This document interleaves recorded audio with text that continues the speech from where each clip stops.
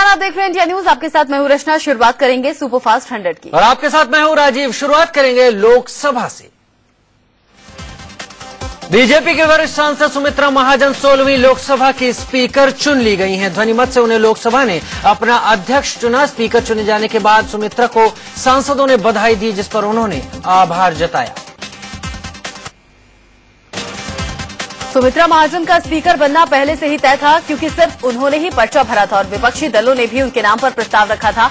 Pro tem speaker Kamal Nath ने सदन में सुमित्रा के नाम का प्रस्ताव रखा, जिसे ध्वनिमत से सभी ने मंजूर कर लिया। मीरा कुमार के बाद लोकसभा की स्पीकर बनने वाली सुमित्रा महाजन दूसरी महिला हैं। पिछली लोकसभा में मीरा कुमार स्पीकर थीं और इस बार भी एक महिला के हाथों में ही लोकसभा की कार्रवाई की जिम्मेदारी सौंपी गई है। सुमित्रा महाजन के दिल्ली स्थित आवास में सुबह से ही खुशियां मनाई जाने लगी थी। सुमित्रा के कई रिश्तेदार भी इंदौर से दिल्ली पहुंचे थे और स्पीकर चुने जाने से पहले ही उनके परिजनों ने जश्न मनाना शुरू कर दिया था। सुमित्रा महाजन के दिल्ली स्थित सरकारी आवास को भी दुल्हन की तरह सजाया गया है। घर के गेट से लेकर चारों तरफ फूल मालाएं लगाई गई हैं और जश्न की पूरी तैयारियां उनके परिजनों ने कर रखी हैं। संसद सत्र से पहले बीजेपी संसदीय दल की बैठक में संसद के सेंट्रल हॉल में हुई और जिसमें प्रधानमंत्री नरेंद्र मोदी समेत बीजेपी के तमाम वरिष्ठ मंत्री और सांसद मौजूद थे।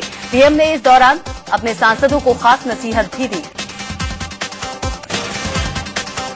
नरेंद्र मोदी ने अपने सांसदों से साफ कहा कि वो उनके पैर न छुएं। मोदी ने सांसदों से कहा कि वो पार्टी के प्रवक्ताओं की तरह बर्ताव न करें और प्रेस से बात करते हुए भी सावधानी बरतें। प्रधानमंत्री ने बीजेपी सांसदों से कहा कि उन्हें काम पर ध्यान देना चाहिए। वो जनता की तरह बर्ताव न करें और प्रेस से बात करते हुए भी सावधानी बरतें। प्रधानमंत्री ने बीजेपी सांसदों से कहा कि उन्हें काम पर ध्यान देना चाहिए। वो जनता के संपर्क में रहें और संसद में बहस के दौरान मौजूद भी रहें। मोदी ने यह भी कहा कि बहस के लिए बीजेपी सांसद पूरी तैयारी के साथ आएं।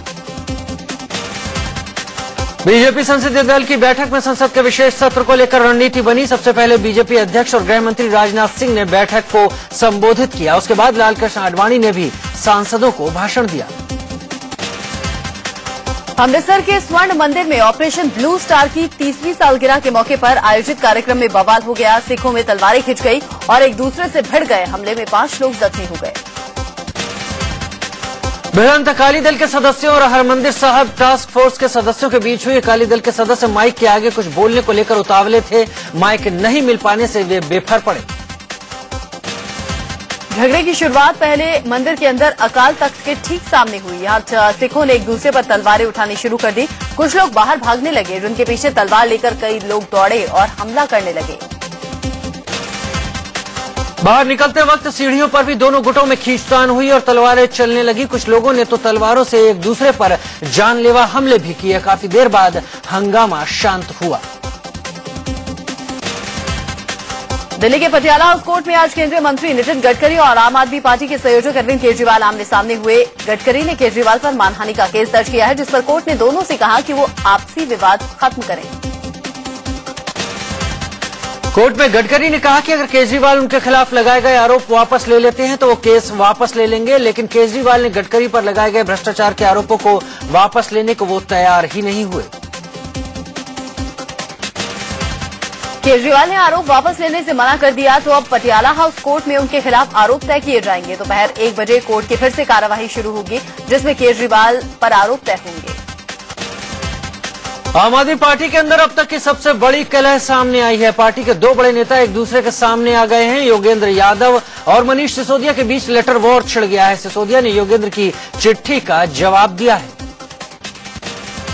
मनीष सिसोदिया ने योगेंद्र यादव को चिट्ठी में लिखा है कि आदरणीय योगेंद्र भाई, पिछले 15 दिन से आपके और नवीन जयहिंद के बीच में बहुत ही गंदा झगड़ा चल रहा है। दुख की बात यह है कि आप लोग ये झगड़ा पब्लिक और मीडिया के बीच कर रहे हैं। आपके आरोप है कि अरविंद पीएससी की सलाह नहीं मानना चाहते। आज तक अरविंद हमेशा आपका समर्थन करते रहे, तब तक अरविंद आपको अच्छे और प्यारे लगते रहे। सिसोदिया ने आगे लिखा कि अब पार्टी हरियाणा में बुरी हालत में पहुंच गई है। कार्यकर्ता आपके और नवीन जयहिंद के खुलेआम झगड़े के बारे में लगातार बताते रहते हैं। इस्तीफा देने के 2 दिन पहले भी करनाल में आपके और नवीन के बीच कार्यकर्ताओं के समक्ष जमकर झगड़ा हुआ था। आप नवीन के खिलाफ सख्त कार्रवाई चाहते हैं और अरविंद इसमें आपका साथ नहीं दे रहे, तो अब वे पार्टी सुप्रीमो की तरह हो गए।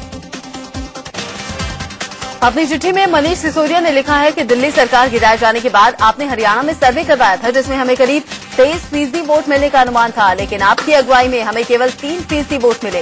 पीएससी के साथ ही तमाम कार्यकर्ता इसका जवाब चाहते हैं, ऐसा कैसे हो गया? तो अब आप अरविंद पर सुप्रीमो होने का आरोप लगाकर मुद्दे को भटकाना चाहते हैं, बाकी आप खुद समझदार हैं।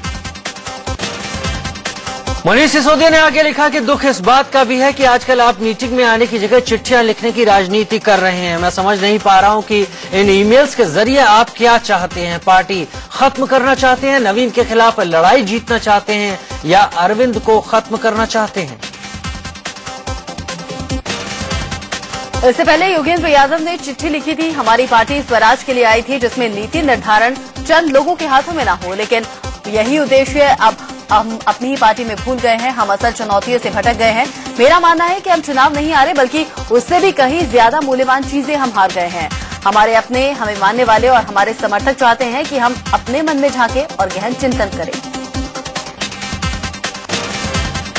इसके आगे योगेंद्र ने लिखा कि कुछ जरूरी मुद्दे हैं जिन पर पार्टी को बिना देर किए सोचना होगा। पार्टी में वॉलंटियर को सुनने और समझने के तरीकों को लागू करना बेहद जरूरी है। पार्टी में फैसले लेने वाले चंद लोग थे जिनकी वजह से पार्टी में कलह पैदा हुई, इसे रोकने की जरूरत है। इसके आगे योगेंद्र यादव ने लिखा है कि स्टेट और सेंट्रल लीडरशिप में बहुत ज्यादा गैप है, संगठन की मजबूती के लिए कोई काम नहीं किया गया। योगेंद्र ने यह भी लिखा है कि पार्टी की पॉलिसी पर कोई काम नहीं किया गया। योगेंद्र यादव ने कुछ दिन पहले ही पीएससी और हरियाणा के प्रभारी पद से इस्तीफा दे दिया था। हालांकि पार्टी के संयोजक अरविंद केजरीवाल ने उनका इस्तीफा मंजूर नहीं किया था। योगेंद्र यादव के एपिसोड से पहले महाराष्ट्र में भी पार्टी के अंदर खलबली मची। अंजलि दमानिया और प्रीति मेनन ने इस्तीफा दिया। हालांकि बाद में अंजलि दमानिया एक दिन के अंदर यू टर्न उन्होंने ले लिया और पार्टी से अपना इस्तीफा वापस ले लिया।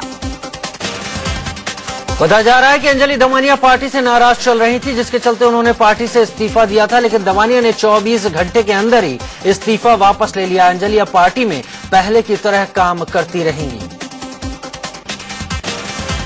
प्रधानमंत्री नरेंद्र मोदी को अपनी सरकार के खिलाफ बड़ी साजिश का शक है। इसके लिए आईबी को सतर्क किया गया है, जो मंत्रियों के स्टाफ पर खासतौर पर नजर रखेंगे। आईबी के अफसर अपनी रिपोर्ट सीधे पीएम को पहुंचाएंगे। मोदी ने मंत्रियों को पहले भी घर और दफ्तर में आने जाने वाले लोगों पर नजर रखने को कहा था और अब मंत्रियों के स्टाफ पर भी मोदी सरकार नजर रखेगी। इसके लिए आईबी के राजनीतिक विंग को कह दिया गया है। प्रधानमंत्री नरेंद्र मोदी ने अपनी सुरक्षा में 1/3 तक कटौती करने के आदेश दिए हैं। प्रधानमंत्री ने अधिकारियों को निर्देश दिया कि उनकी वजह से आम लोगों को परेशानी नहीं होनी चाहिए। सुरक्षा में कटौती के फैसले के फौरन बाद इस पर अमल भी दिखने लगा। पीएम मोदी उपराष्ट्रपति हामिद अंसारी से औपचारिक मुलाकात के दौरान लाव लश्कर लेकर नहीं गए। उपराष्ट्रपति हामिद अंसारी के पास पीएम मोदी के पहुंचने पर वहां खड़ी हुई गाड़ियां नहीं हटाई गई, जबकि पहले पीएम कहीं जाते थे तो आसपास खड़े वाहन हटा दिए जाते थे। पूर्व आईपीएस और सामाजिक कार्यकर्ता किरण बेदी ने पीएम की पहल की तारीफ की है। उन्होंने कहा है कि मोदी क्वांटिटी के बजाय क्वालिटी पर ध्यान दे रहे हैं। प्रधानमंत्री नरेंद्र मोदी अपने पहले विदेशी दौरे पर भूटान जाएंगे। सूत्र बताते हैं कि नरेंद्र मोदी की भूटान दौरे की तैयारी के लिए विदेश मंत्रालय के अधिकारियों की एक टीम थिम्पू जा रही है। मोदी संसद के सत्र के बाद भूटान जा सकते हैं। मोदी जुलाई में ब्रिक्स देशों के शिखर सम्मेलन में हिस्सा लेने के लिए ब्राजील की यात्रा पर भी जा सकते हैं। ब्रिक्स में ब्राजील, रूस, भारत, चीन और दक्षिण अफ्रीका शामिल हैं। पाकिस्तान के प्रधानमंत्री नवाज शरीफ ने नरेंद्र मोदी की मां के लिए साड़ी भेजी है। पीएम नरेंद्र मोदी ने सफेद साड़ी अपनी मां हीराबा के पास अहमदाबाद भेज दी है। मोदी ने ट्वीट के जरिए साड़ी के लिए शरीफ का शुक्रिया अदा किया। जब नवाज पीएम मोदी के शपथ ग्रहण में आए थे तो मोदी ने उनकी मां के लिए शॉल भिजवाई थी, जिसके जवाब में नवाज ने मोदी की मां के लिए साड़ी भेजी है। शरीफ की बेटी मरियम ने ट्वीट कर बताया कि उनके पिता अपनी मां को खुद शॉल देने गए थे। संसद सत्र खत्म होने के बाद 6 राज्यों के राज्यपाल बदले जा सकते हैं। मोदी सरकार का फैसला है कि किसी भी नौकरशाह को राज्यपाल पद पर नियुक्त नहीं किया जाएगा। खबर है कि बीजेपी के कई वरिष्ठ नेताओं को राज्यपाल बनाया जा सकता है। सूत्रों के मुताबिक मुरली मनोहर जोशी को महाराष्ट्र का राज्यपाल बनाया जा सकता है, जबकि यशवंत सिन्हा को तमिलनाडु का राज्यपाल बनाया जा सकता है। सूत्रों से खबर है कि बीजेपी के कल्याण सिंह को भी राज्यपाल बनाया जा सकता है। यूपी के पूर्व विधानसभा अध्यक्ष केसरीनाथ त्रिपाठी भी राज्यपाल बन सकते हैं। वहीं बीजेपी के वरिष्ठ नेता लालजी टंडन को भी राज्यपाल बनाए जाने की संभावना है। खबर है कि केरल की राज्यपाल शीला दीक्षित आलाकमान को अपना इस्तीफा सौंप सकती हैं। इसके अलावा कर्नाटक के राज्यपाल हंसराज भारद्वाज, राजस्थान की राज्यपाल मार्गरेट अल्वा भी अपना इस्तीफा दे सकते हैं। पंजाब के पूर्व मुख्यमंत्री कैप्टन अमरिंदर सिंह को कांग्रेस ने लोकसभा में पार्टी का उपनेता बनाया है। मल्लिकार्जुन खड़गे को पार्टी पहले ही नेता घोषित कर चुकी है। साथ ही ज्योतिरादित्य सिंधिया को पार्टी का चीफ व्हिप बनाया गया है। मोदी सरकार की महंगाई रोकने की लाख कोशिशों के बावजूद आम आदमी को महंगाई का करंट लग सकता है। रिलायंस को प्राकृतिक गैस प्रति यूनिट $8 में बेचने की मंजूरी मिल सकती है, जिससे महंगाई बढ़ने के पूरे आसार हैं। आम आदमी पार्टी के नेता मनीष सिसोदिया ने पीएम मोदी पर तंज कसते हुए ट्वीट किया है। गैस के दाम दोगुने होंगे, तुरंत खाने पीने की चीजें, किराया, खाद की कीमतें, सब कुछ महंगा हो जाएगा। क्या ऐसे ही आते हैं अच्छे दिन? दिल्ली बीजेपी के अध्यक्ष की खोज तेज हो गई है। दरअसल मंत्री बनने के बाद हर्षवर्धन को अध्यक्ष पद छोड़ना होगा। प्रदेश बीजेपी अध्यक्ष की दौड़ में नई दिल्ली सीट से सांसद मीनाक्षी लेखी का नाम सबसे आगे है। दिल्ली की पूर्व मेयर आरती मेहरा और रजनी अभी भी प्रदेश अध्यक्ष पद की रेस में आने जा रही हैं। इसी के अलावा पूर्व महिला मोर्चा अध्यक्ष और प्रदेश बीजेपी की इकलौती महिला महामंत्री शिखा राय भी इस रेस में शामिल हैं। केंद्रीय गृह मंत्री राजनाथ सिंह कल अपने संसदीय क्षेत्र लखनऊ जाएंगे। गृह मंत्री बनने के बाद पहली बार राजनाथ लखनऊ आ रहे हैं। इसे लेकर बीजेपी कार्यकर्ताओं में उत्साह है और उनके स्वागत की तैयारियां शुरू हो गई हैं। सड़क हादसे में केंद्रीय मंत्री गोपीनाथ मुंडे की मौत के बाद केंद्र ने ट्रैफिक नियम सख्त करने के संकेत दिए हैं। केंद्रीय परिवहन मंत्री नितिन गडकरी ने कहा कि 1 महीने में सड़क सुरक्षा बिल लाया जाएगा और मोटर व्हीकल एक्ट में भी बदलाव होगा। गडकरी ने कहा कि 3 बार रेड लाइट जंप करने की हालत में ड्राइविंग लाइसेंस 6 महीने के लिए सस्पेंड किया जाना चाहिए और अगर वही शख्स चौथी बार भी ऐसी करतूत करता है तो उसका लाइसेंस हमेशा के लिए रद्द कर दिया जाना चाहिए। गडकरी ने माना कि अगर कार की पिछली सीट पर बेल्ट होती और गोपीनाथ मुंडे ने सीट बेल्ट बांधी होती तो उनकी जान बच सकती थी। गडकरी ने पिछली सीट पर भी बैठे लोगों से सीट बेल्ट पहनने की अपील की। आरजेडी सुप्रीमो लालू प्रसाद यादव ने केंद्रीय मंत्री गोपीनाथ मुंडे की मौत की सीबीआई जांच की मांग की है। मंगलवार को दिल्ली में एक सड़क हादसे में मुंडे की मौत हो गई थी, जिसे कई लोग संदिग्ध बता रहे हैं। लोकसभा चुनाव में यूपी में मिली शानदार जीत के बाद बीजेपी ने अपने कर्मचारियों को तोहफा दिया है। यूपी बीजेपी के कर्मचारियों का वेतन 3 गुना बढ़ेगा और 2 महीने का बोनस मिलेगा। बदायूं में गैंगरेप और हत्या का शिकार हुई लड़कियों के परिवार अब जिला ही नहीं यूपी छोड़ देने की तैयारी में है। एक अखबार को दिए इंटरव्यू में पीड़ित परिवार ने कहा है कि उन्हें दबंगों से लगातार धमकियां मिल रही हैं। एटा में 2 नाबालिग सगी बहनों से गैंगरेप का मामला सामने आया है। दोनों घर से बाहर बाजार की तरफ गई थी, जहां से रास्ते में बदमाश दोनों बहनों को अगवा करके जंगल की तरफ ले गए, जहां उन्होंने गैंगरेप की वारदात को अंजाम दिया। 3 बदमाशों पर सगी बहनों से गैंगरेप का आरोप है। पुलिस ने तीनों आरोपियों को गिरफ्तार कर लिया है। दोनों बहनों को इलाज के लिए अस्पताल में भर्ती कराया गया है। चंदौली में एक शादीशुदा महिला के साथ गैंगरेप की वारदात सामने आई है। आरोपी महिला के पड़ोसी हैं और इनका महिला के साथ कुछ दिन पहले विवाद हुआ था। महिला का आरोप है कि इन लोगों ने उसे अगवा कर 2 दिनों तक गैंगरेप किया। पुलिस ने मामला दर्ज कर लिया है। वारदात से इलाके में सनसनी फैल गई है। यूपी के श्रावस्ती में रेप पीड़ित एक नाबालिग ने फांसी लगाकर जान दे दी। 16 साल की नाबालिग के साथ 3 दिन पहले गांव के एक युवक ने रेप किया था। यूपी के देवरिया में पति पत्नी की लाश पेड़ से लटकी मिलने से हड़कंप मच गया। पुलिस हत्या और आत्महत्या दोनों एंगल से जांच कर रही है। दोनों की शादी पिछले 1 मई को हुई थी। कानून व्यवस्था पर किरकिरी झेल रहे मुख्यमंत्री अखिलेश यादव ने एक बार फिर से अपने खिलाफ साजिश का राग अलापा है। लेकिन साथियों, सरकार आपकी है, इसलिए आपके खिलाफ तमाम तरह के षड्यंत्र भी होंगे। वहीं मुख्यमंत्री अखिलेश यादव की पत्नी और कन्नौज से सांसद डिंपल यादव ने भी अपनी सरकार का बचाव किया। हम लोग बहुत चाहते हैं कि जो भी कल्प्रिट्स हैं उनको सख्त से सख्त सजा दी जाए और इसकी तरफ हमारी सरकार काम कर रही है। केंद्रीय मंत्री उमा भारती ने यूपी सरकार पर हमला बोलते हुए कहा कि यूपी में मुख्यमंत्री और उनके परिवार के लोग अपने बयानों से बलात्कारियों का हौसला बढ़ा रहे हैं। उत्तर प्रदेश एक ऐसा एकमात्र राज्य है जहां के नेता और जहां की सरकार बलात्कारियों को संरक्षण देती है, उनके पक्ष में बयान देती है। भले ही उमा भारती ने यूपी सरकार पर निशाना साधा हो, लेकिन बीजेपी की ही शिवराज सरकार में मंत्री बाबूलाल गौर ने अखिलेश यादव का बचाव किया है। उन्होंने कहा कि रेप को रोकना नामुमकिन है, रेप करने कोई बताकर नहीं जाता। ये एक विकृति है मनुष्य की। कोई हमसे कह के तो नहीं जा रहा कि हम बलात्कार करने जा रहे हैं, तो जाके पकड़ लें उसको। एक तरफ यूपी में रेप की वारदात थम नहीं रही, तो दूसरी तरफ यूपी सरकार के लघु सिंचाई मंत्री मोहसिन खान ने बेटू का बयान दिया है। उन्होंने कहा कि यूपी बहुत बड़ा प्रदेश है, यहाँ रेप की वारदात होना नेचुरल है। देश बहुत बड़ा है, हर प्रदेश में क्या हो रहा है आप लोग नहीं दिखला रहे हैं। उत्तर प्रदेश बहुत तमाम प्रदेश से बड़ा है। ऐसे में कुछ फितरी बातें हैं, नेचुरल बातें हैं, कुछ घटनाएं होती रहती हैं। दिल्ली में एक लड़की के साथ रेप की कोशिश का सनसनीखेज मामला सामने आया है। लाडोसराय इलाके में इस लड़की को घर से अगवा कर 5-6 बदमाश जंगल की तरफ ले जाने लगे। हालांकि भारी विरोध के बाद बदमाश भाग गए। शोर मचाने के बाद बदमाश तो भाग गए, लेकिन धारदार हथियार से लड़की पर हमला भी बोल दिया। इस हमले में लड़की बुरी तरह से जख्मी भी हो गई। जख्मी स्थिति में लड़की को इलाज के लिए एम्स ट्रॉमा सेंटर लाना पड़ा।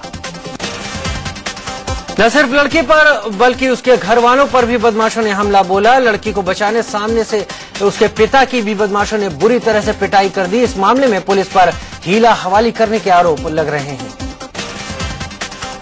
दिल्ली में तलाकशुदा पत्नी ने अपने पूर्व पति पर बलात्कार और मारपीट का आरोप लगाया है। पीड़ित के मुताबिक तलाक के बाद भी आरोपी उसके पास आता था और उसके साथ रेप करता था। केस दर्ज होने के बाद से आरोपी फरार है। राजस्थान के जयपुर में रेप पीड़ित नाबालिग लड़की ने आग लगाकर खुदकुशी करने की कोशिश की। पीड़ित का अस्पताल में इलाज चल रहा है। आरोपी युवक लड़की का पड़ोसी है, जिसे पुलिस ने गिरफ्तार कर लिया है। मेघालय में सुरक्षा बलों ने उग्रवादी संगठन जीएनएलए के खिलाफ अभियान छेड़ दिया है। हाल ही में जीएनएलए उग्रवादियों ने एक महिला से रेप की कोशिश की थी और नाकाम रहने पर उसकी गोली मारकर हत्या कर दी थी, जिसके बाद अभियान छेड़ा गया। जीएनएलए उग्रवादियों ने एक महिला से रेप की कोशिश की थी और नाकाम रहने पर उसकी गोली मारकर हत्या कर दी थी, जिसके बाद अभियान छेड़ा गया। सुरक्षा बलों ने मेघालय पुलिस के साथ मिलकर जीएनएलए के कई कैंप तबाह कर दिए हैं। मेघालय डीजीपी का दावा है कि बहुत जल्द जीएनएलए के सरगना दबोच लिए जाएंगे और आरोपियों को गिरफ्तार कर उन्हें सजा दी जाएगी। दिल्ली के बेगमपुर इलाके में 6 साल का एक मासूम का गला काटकर उसे टैंक में फेंक देने का मामला सामने आया है, जिसमें 2 लोगों को गिरफ्तार किया गया है। 18 घंटे बाद बच्चे को उनकी निशानदेही पर टैंक से निकाला गया। बच्चे की सांस चल रही थी, उसे अस्पताल भर्ती करवाया गया। आरोप है कि नशे की हालत में बदमाशों ने रात के वक्त बच्चे को अगवा किया। इसके बाद उसके साथ दुष्कर्म को अंजाम दिया। बाद में करतूत छिपाने के लिए उसे मारने की प्लानिंग की और गला काट दिया, फिर टैंक के अंदर फेंक कर भाग गए। बिहार के बगहा में एक शख्स की हत्या के आरोप में पुलिस ने उसकी पत्नी और पत्नी के प्रेमी को गिरफ्तार किया है। मोबाइल कॉल डिटेल के जरिए पुलिस ने हत्या के रास्ते पर हटाया। दिल्ली सटे नोएडा में सड़क हादसे के बाद गुस्साए लोगों ने बस को आग के हवाले कर दिया। सेक्टर 71 चौराहे के पास इस बस ने कई गाड़ियों को टक्कर मार दी थी, जिसके बाद भड़के लोगों ने तोड़फोड़ और आगजनी की। गुड़गांव पुलिस ने गाड़ियों की चोरी के आरोप में रेस के नेशनल चैंपियन को गिरफ्तार किया है। पवन के पास से पुलिस ने चोरी की कई गाड़ियां बरामद की है। पुलिस के मुताबिक ये अपने गिरोह का सरगना है। दिल्ली के सीलमपुर इलाके में कार चोरी की वारदात सीसीटीवी कैमरे में कैद हुई। रात के अंधेरे में 2 लड़कों ने कपड़ा कारोबारी की कार पर हाथ साफ कर दिया। पुलिस सीसीटीवी फुटेज की मदद से चोरों को तलाशने में जुटी हुई है। पंजाब के संगरूर में पुलिस ने सेक्स रैकेट का भंडाफोड़ करते हुए 7 लोगों को गिरफ्तार किया है, जिसमें फरोशी का धंधा एक घर में चलता था। पड़ोसियों ने इस दौरान मकान मालिक की जमकर पिटाई की। उत्तर प्रदेश अपार्टमेंट एक्ट को अब नोएडा और ग्रेटर नोएडा में भी लागू कर दिया गया है। 4 या उससे ज्यादा मंजिल पर लगने वाले इस एक्ट के लागू हो जाने से बिल्डर्स नियम कानून की धज्जियां नहीं उड़ा पाएंगे। इस एक्ट के लागू होने पर बिल्डर को प्रोजेक्ट से जुड़ी सभी जानकारी अथॉरिटी को देनी होगी और अगर बिल्डर वक्त पर ग्राहक को फ्लैट नहीं देता है तो ऐसी स्थिति में उसे खरीदार को पेनल्टी देनी होगी। गर्मी से त्रस्त देशवासियों के लिए अच्छी खबर है। केरल में मानसून ने दस्तक दे दी है। राज्य के कई हिस्सों में बारिश की फुहारें पड़ी हैं। इसके बाद अब तेजी से मानसून उत्तर भारत की तरफ बढ़ेगा। भले ही मानसून ने केरल में दस्तक दे दी है, लेकिन दिल्ली में गर्मी का कहर थमने का नाम नहीं ले रहा। गुरुवार को दिल्ली में सीजन का सबसे गर्म दिन रहा और अधिकतम तापमान 45 डिग्री के पार पहुंच गया था। गुड़गांव वालों को आज पानी की किल्लत का सामना करना पड़ रहा है। सुबह 9 बजे से ही गुड़गांव के कई इलाकों में पानी की सप्लाई बंद रखी गई है। पानी की नई पाइपलाइन डाली जा रही है, जिसके चलते पानी सप्लाई बंद है।